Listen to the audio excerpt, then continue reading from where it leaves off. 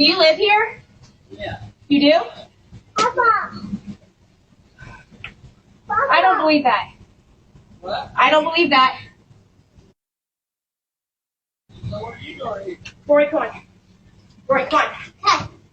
Imagine this. You're at home just minding your business, and suddenly a stranger walks into your house and starts questioning if you live there, even though you clearly do. Sounds pretty crazy, right? Well, that's exactly what happened to a black man in his own home. And before we dive in, if you're new here, don't forget to hit that subscribe button. You wouldn't want to miss what we are about to dive into today and our next trending stories. Now, let me break it down for you guys. Michelle, the lady, had an altercation with a black man at his own residence. In the videos you can see, she questions if he lives there. The video spreads like wildfire and Michelle quickly becomes a target for online criticisms, with many labeling her as a racist Karen. Now, after the backlash, she issued a public apology. But as with most viral moments like this, it leaves us wondering, what is the real story behind it all? And is her apology genuine? That's a black family that lives there. And I said, no, I don't think that it was a black man. And then when my husband got there, I stood out front and we're still trying to get the Ring doorbell footage of me talking to my husband.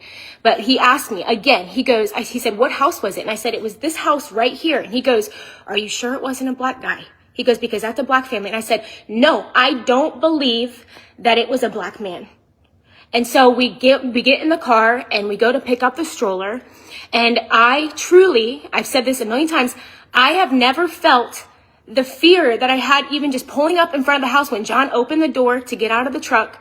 The amount of, I've never went into like fight or flight like that before. And so he gets out of the car and he, goes up to the woman's house, and a woman comes out onto the front porch and she says something along the lines like, did you forget something or did you leave something? And John laughs and he's like, yes, we did. I'm so sorry. And I get out of the car and I walk up to the woman and I could not tell her fast enough what had happened.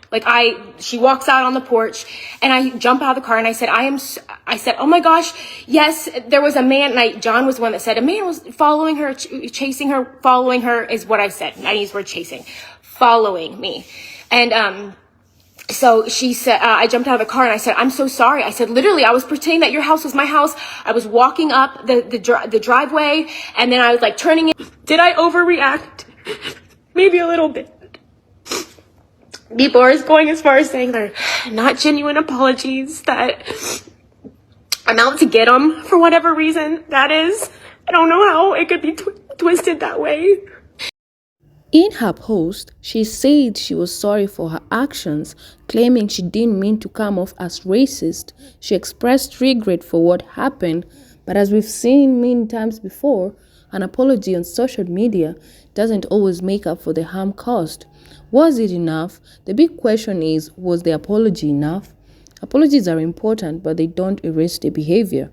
We've seen this kind of apologies before, and the big issue here is that racial profiling isn't something that's just fixed with a few words.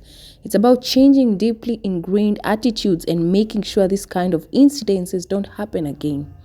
And honestly speaking, if you would ask me, I definitely am not on her side.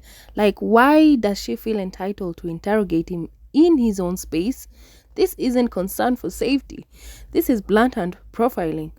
And to make things more interesting, Mike Jenkins' family came forward to share the side of the story. I have nothing against their family, but I grew up dealing with this all the time.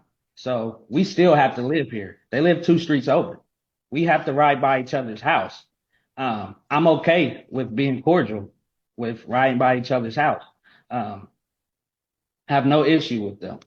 The issue is getting the word out here and letting my situation and what I've been through and what I've overcome be inspiring to people in the world, people that look like me. So that's the space I'm in, and I'm thankful for God because I didn't ask for her to show up on my porch. This is God's movement here. This is God telling me the people need to hear your story. You need to inspire. You need to tell people what's going on and use this so that hopefully this won't happen to the next person, or the next person that comes across a Karen situation, they will know how to control their emotions. In the video, Mr. Jenkins also reveals that this woman has an history of doing this to people and then playing the victim. Well, this is such an important detail since it shows that this wasn't a one-off mistake. It's a pattern, and she's done this before, and it seems like apology is part of the routine when she gets called out. And I truly hope that after all the backlash and attention this has received, she's learned a valuable lesson. Profiling people based on their appearance and color is not only wrong but deeply hurtful. So let's hope this is a wake-up call for her to stop these actions and reflect on how she treats others. And at the end of the day, we should all strive to treat each other with respect and humanity. So guys, what would you do if you were in his situation? Let me know your thoughts in the comments below. And as always, don't forget to like, share and subscribe for more reactions and discussions on important topics like this. Thank you for watching, and I'll see you in the next one.